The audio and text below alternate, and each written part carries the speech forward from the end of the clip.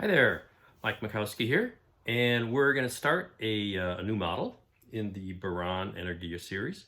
And this one is from Julius de Roo, who did Rho Models for a while.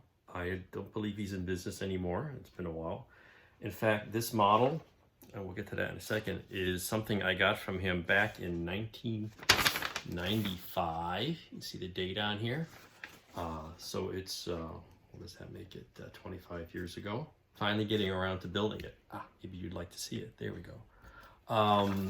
It's a resin kit again. It's pretty basic. Basic shape, no cockpit. The window is sort of added on to the basic shape. I'm probably going to shave that off and just turn that into a decal. Solid, so it's very heavy. Clunk. Molded the two wings. Not bad, basic. These not a lot of detail here. I'm gonna have to, saw this off and see what we've got here. It's got some flaws, but hey, that's what putty's for, right? A lot of pinholes, Then all the little detailed parts that make up the aft end of the model. What do I have here to pour these into?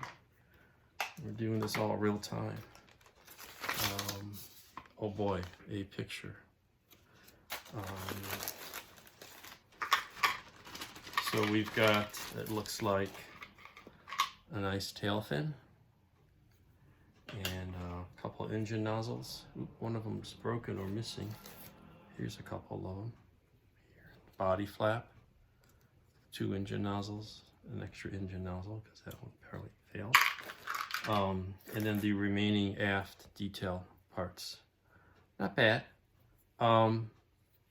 Take a little more work. Okay, that's it. No decals, but we're going to use the decals that I developed, a copy from the Anagram kit. I wound up using mostly kit decals, but I did make a set of my own. So we'll use those, see how they work, and we'll go from there. And this will make probably just a nice simple desktop model for somebody. And then after we do this one, we'll get to the injection molded kit from ARC. So thanks for tuning in. Check it out in a couple of days here as we get this cut up, cleaned up, and some initial assembly started. Thanks, and stay safe out there.